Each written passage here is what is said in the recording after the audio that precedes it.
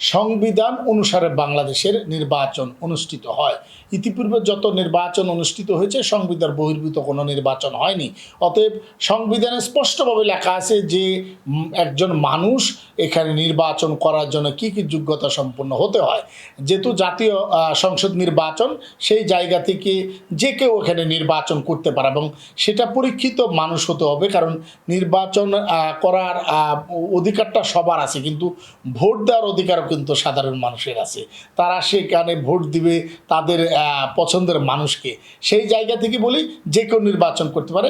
Hero Alam সাহেব যেহেতু এখানে নির্বাচন করতেছে, এটা পজিটিভ আমি বলবো, কারণ নেগেটিভ বলবো না। এমন একটা এলাকা যদি বলেন যে ভিআইপি এলাকা, সিআইপি এলাকা এবং বাংলাদেশের সবচাইতে গুরুত্বপূর্ণ এলাকা নির্বাচন হচ্ছে, সেখানে নির্বাচন যে কেউ করতে পারে, কিন্তু ভোটাররা কাকে বেছে নেবে সেটা হচ্ছে বড় কথা। কারণ যদি আমি বলি যে উনি করতে পারবে না বা ওনার করা উচিত না, এগুলো আমার মনে হয় আমার বলা উচিত হবে না। একটা মাত্র কারণে উচিত হবে না, যে কেউ যেহেতু নির্বাচন করতে পারে, যেহেতু নির্বাচনের পরিচালনার জন্য এখানে একজন দায়িত্বপ্রাপ্ত মানুষ আছে, প্লাস হচ্ছে একটা সংগঠন আছে যেটাকে বলি আমরা ইসি, নির্বাচন কমিশনার।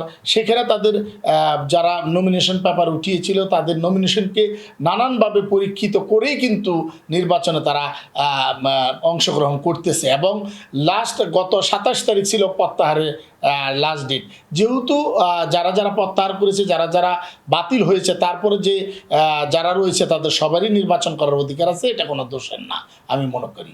আমরা অনেকেই নমিনেশন প্রত্যাশী হই, কিন্তু মাননীয় প্রধানমন্ত্রী যে মানে যোগ্যতার মাপকাঠির যে স্কেলটা, সেই স্কেলে আমরা ধরা পড়িনি। আমরা না ধরা পড়াতে যে ধরা পড়েছে আরাফাত সাহেব, উনি নমিনেশন পেয়েছে, আমরা পাইনি। আপনারা ইতিপূর্বে দেখেছেন যে আমি মন খারাপ হয়েছিল। মন খারাপ হলে ঘোরাফেরা করলে এবং কেনাকাটা করলে মন ভালো হয়, এটা নানান ধরনের স্ট্যাটাসে দেখেছি।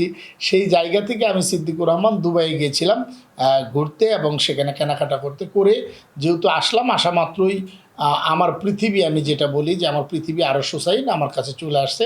আরশকে নিয়ে আমি ঈদ সম্পন্ন করে ঢাকায় ফিরেছি। সেই জায়গা থেকে শুধু বলি যে ফেরার পর প্রথম এবং প্রধান কাজ যেটা হবে ঢাকা 17 আসনের নির্বাচন, এবং সেই নির্বাচনে মাননীয় প্রধানমন্ত্রী যাকে এখান থেকে নমিনেশন দিয়েছে মিস্টার আরাফাত ভাইয়ের পক্ষ হয়েই আমি সিদ্দিকুর রহমান নির্বাচন করব। আসলে আরাফাত ভাইয়ের পক্ষ না বলি, আমি সবসময়ই বলি যে নৌকার মানুষ। আমি যেহেতু বঙ্গবন্ধুর আদর্শের একজন মানুষ হিসেবে নিজেকে দাবি করি, মাননীয় প্রধানমন্ত্রীর আদর্শের মানুষ হিসেবে দাবি করি, নৌকার মানুষ হিসেবে দাবি করি। অতএব নৌকার পক্ষে সিদ্দিকুর রহমান ঢাকা 17 আসনে নির্বাচন করবে ইনশাআল্লাহ।